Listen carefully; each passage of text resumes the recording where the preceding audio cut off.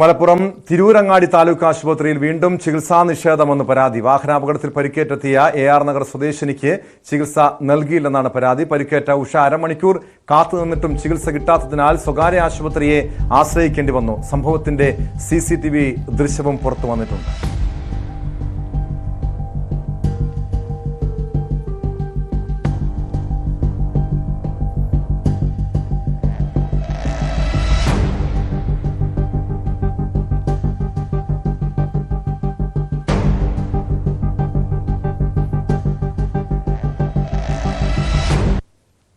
Dance programme കഴിഞ്ഞ് വരുമ്പോൾ auto മറിഞ്ഞ് അങ്ങനെ ഞങ്ങൾ ഗവൺമെന്റ് ഹോസ്പിറ്റലിൽ പോയി.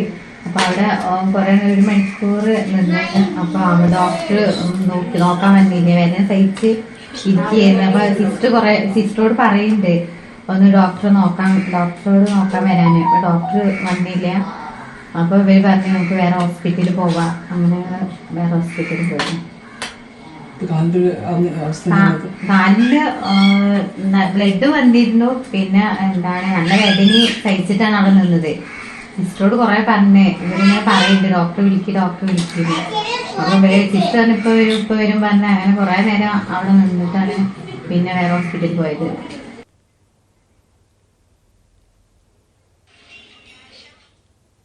CV അനുമോദ് ചേരുന്നു മലപ്പുറത്ത് നിന്ന് വിവരങ്ങളുമായി.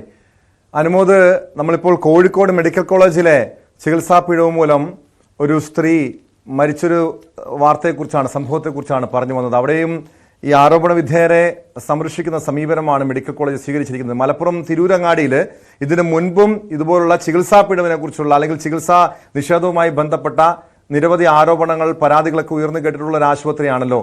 ഇവിടെ എന്താണ് സംഭവിച്ചത്? ഈ അപകടത്തിൽ പരിക്കേറ്റെത്തിയ യുവതിക്ക് ഏകദേശം അരമണിക്കൂറിലധികം 1 മണിക്കൂറോളം ചികിത്സ നിഷേധിച്ചു എന്ന് പറയുന്നുണ്ടല്ലോ.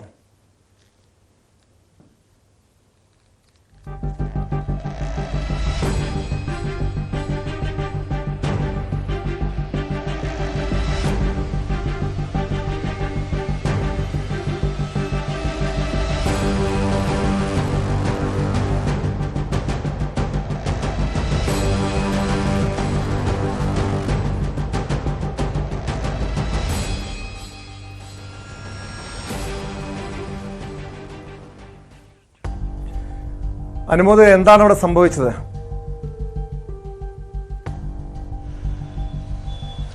ടോം, കഴിഞ്ഞ മാസം 28-ാം തീയതിയാണ് ഇപ്പോൾ ഈ പറഞ്ഞ സംഭവം ഉണ്ടായത്.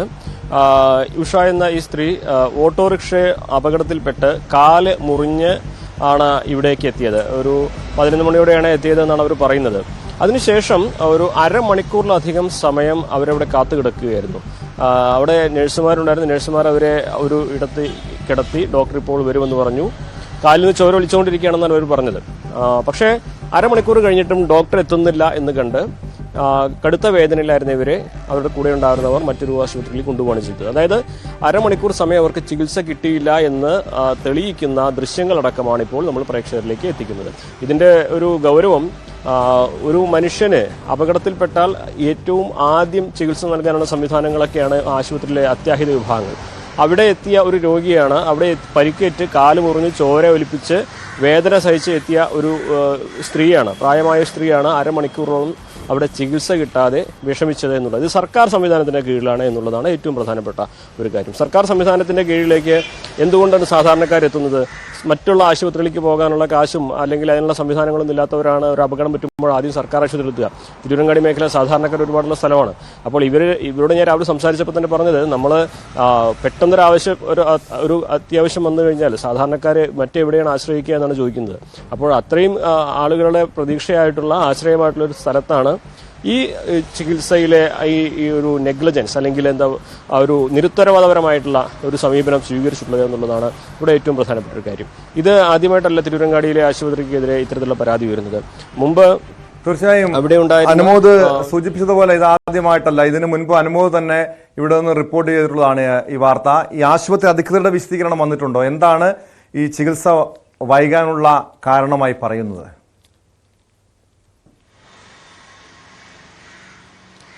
ആശുപത്രി അധികൃതരെ നമ്മൾ രാവിലെ സംസാരിച്ചപ്പോൾ അവരത് പരിശോധിക്കുമെന്നാണ് പറഞ്ഞത്. കാരണം ഇതിന്റെ ദൃശ്യങ്ങൾ പുറത്തു വരാതെ ഈ ഒരു വിഷയവുമായിട്ട് മുന്നോട്ട് വരാൻ ആരും തയ്യാറായിരുന്നില്ല. കാരണം അത് ഈ തെളിവ് വേണമല്ലോ ഒരു ആരോപണം ഉന്നയിക്കുമ്പോൾ. അപ്പോൾ ആ ദൃശ്യങ്ങൾ CCTVയിൽ ഇവർ വരുന്നതും പോകുന്നതുമായുള്ള ദൃശ്യങ്ങൾ പുറത്തു വന്നതിന് ശേഷമാണ് ഈ ഒരു വാർത്ത പുറം ലോകത്തേക്ക് എത്തുന്നതും.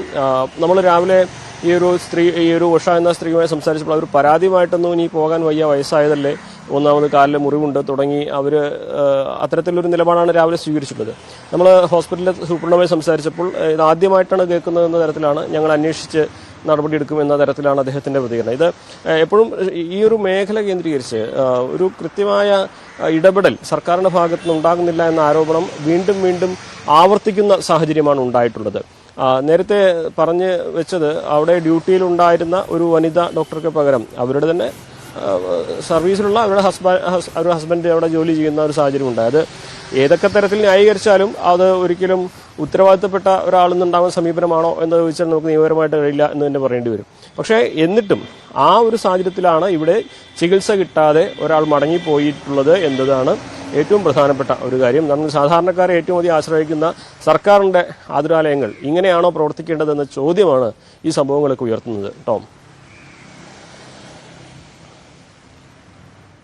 അവിടെ ഈ ഡോക്ടർമാരുടെ കുറവുണ്ട്. കാരണം പല സർക്കാർ ആശുപത്രികളിലും ഡോക്ടർമാരുടെ അല്ലെങ്കിൽ ജീവനക്കാരുടെ എണ്ണം കുറവാണ്. അതുകൊണ്ടാണ് ഇതുപോലുള്ള ചികിത്സാ നിഷേധവും ചികിത്സാ പിഴവും ഒക്കെ സംഭവിക്കുന്നതെന്ന ഒരു പൊതുവായിട്ടുള്ള ന്യായീകരണമാണല്ലോ ഇതുപോലുള്ള സംഭവങ്ങൾ, ഇതുപോലുള്ള പരാതികൾ, ആക്ഷേപങ്ങളൊക്കെ ഉയരുമ്പോൾ ന്യായീകരണമായി പറയുന്നത്.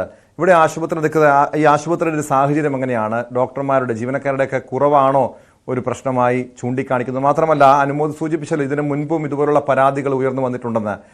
അന്നൊക്കെ ഈ വീഴ്ച വരുത്തിയിട്ടുള്ള ആരോപണ വിധേയരായിട്ടുള്ളവർക്കെതിരെ ഏതെങ്കിലും രീതിയിലുള്ള നടപടി ഉണ്ടായിട്ടുണ്ടോ അനുമോദ്?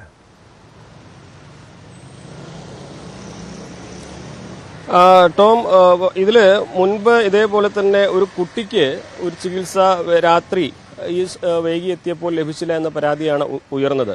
തുടർന്നാണ് ആ മേഖല കേന്ദ്രീകരിച്ച് പരാതി ഉന്നയിച്ചവർ അവിടുത്തെ ഓരോ വിഷയങ്ങൾ ഇത്തരത്തിൽ കൂടുതൽ ഉന്നയിക്കാൻ തുടങ്ങി. ഇതിപ്പോൾ ഏറ്റവും അവസാനമായിട്ട് ആരോഗ്യ വകുപ്പിനെ തന്നെ ആ മേഖലയിലുള്ള പൊതുപ്രവർത്തകർ സമീപിച്ചിട്ടുണ്ട് ഈ പരാതിയുമായിട്ട് എന്നുള്ളതാണ്. സ്വാഭാവികമായിട്ടും ഇതിൽ അന്വേഷണം നടക്കും. ഡോക്ടർമാരുടെ കുറവും സ്വാഭാവികമായിട്ടും ഏതൊരു ആശുപത്രിയും താലൂക്ക് ആശുപത്രിയും ജില്ലാ ആശുപത്രിയിലേക്ക് ഉയർത്തുമ്പോൾ ഒരുപക്ഷെ സ്റ്റാഫ് പാറ്റേണിൽ മാറ്റം വരുന്നില്ല, കൂടുതൽ ഡോക്ടർമാരെ നിയമിക്കുന്നില്ല എന്നുള്ളതൊക്കെ ശരി തന്നെയാണ്. പക്ഷേ അവിടെ ഒരു പ്രയോറിറ്റി ഉണ്ടല്ലോ. അവിടെ ഏതാണെങ്കിലും രാത്രി ഒരു ഡോക്ടറെങ്കിലും ഇല്ലാതിരിക്കില്ല. അപ്പോൾ അവിടെ വരുന്ന രോഗികൾക്ക് ഒരു പ്രയോറിറ്റി കൊടുക്കേണ്ടതുണ്ട്. ആ പ്രയോറിറ്റി അവിടെ ഈ കൊടുക്കുക എന്നുള്ളത് നിയമപരമായിട്ട് എഴുതി വെക്കേണ്ടതല്ല, അത് ഓരോ വ്യക്തികൾക്ക് തോന്നേണ്ടതാണ്. ഒരാളുടെ കാല് മുറിഞ്ഞു വരുമ്പോൾ അത് ആ പ്രാധാന്യത്തോടെ തന്നെ പരിഗണിക്കേണ്ടതുണ്ട്. തലവേദനയ്ക്കും കാലുവേദന മുറിഞ്ഞു വരുന്ന ഒരേപോലെ ചികിത്സയില്ലല്ലോ. അപ്പോൾ സ്വാഭാവികമായിട്ടും അവിടെ ഡോക്ടർമാരുടെ കുറവുണ്ടെങ്കിൽ പോലും അവിടെ ആ സമയത്തുള്ള ഡോക്ടർമാർ അവിടെ ഇതിനൊരു പ്രയോറിറ്റി കൊടുത്തില്ല എന്നുള്ളതാണ് ഇതിൽ ഏറ്റവും പ്രധാനമായിട്ട് ഉന്നയിക്കുന്ന കാര്യം. ഇനി എന്തൊക്കെ അന്വേഷണങ്ങൾ ഇതിൽ പിന്നാലെ വരുമെന്നുള്ളതാണ് നമ്മൾ കാത്തിരിക്കുന്നത്. ഈ ഒരു സംവിധാനം അതിപ്പോൾ തിരുവരങ്ങാടിയിലെ ദൃശ്യങ്ങൾ പുറത്തു വന്നുകൊണ്ട് മാത്രമാണ് ഇതൊരു വാർത്തയിലേക്കാവുന്നത്. സർക്കാരിന്റെ ഒരുപാട് സംവിധാനങ്ങളിൽ, ഒരുപാട് ആശുപത്രികളിൽ ഇതുപോലെ തന്നെ സംഭവിക്കുന്നുണ്ടാകാം രാത്രികളിൽ. പക്ഷെ അതൊന്നും പരാതിയുമായിട്ട് ആരും മുന്നോട്ട് വരുന്നില്ല എന്നതുകൊണ്ടാണ് ഒരുപക്ഷെ അത് വലിയ വാർത്തയാകാത്തതും വിവാദമാകാത്തതും. നടക്കുന്ന ഇതിൽ എന്താണ് ഇനി സർക്കാരിന്റെ ഭാഗത്ത് നിന്ന് നടപടി ഉണ്ടാവുക എന്നുള്ളതാണ് നമ്മൾ കാത്തിരുന്നത്. കാരണം അതോടൊപ്പം തന്നെ ഇത്തരം സംഭവങ്ങൾ ആവർത്തിക്കാതിരിക്കാൻ എന്തൊക്കെ മുൻകരുതൽ അല്ലെങ്കിൽ എന്തൊക്കെ തിരുത്തൽ നടപടികൾ സർക്കാർ സ്വീകരിക്കുമെന്നാണ് ഇനി അറിയേണ്ടത്. ടോം, വ്യക്തമാണ്. CV അനുമോദാണ് വിവരങ്ങൾ നൽകിയത്. മലപ്പുറത്ത് കോഴിക്കോട്ടെയും ചികിത്സാ പിഴവുകളിലും ചികിത്സാ പിഴവ് മൂലം രോഗി മരിച്ച സംഭവത്തിലും ഇവിടെ ചികിത്സ വൈകിയതിലും കുറ്റക്കാർക്കെതിരെ നടപടിയാണ് സ്വീകരിക്കേണ്ടത്.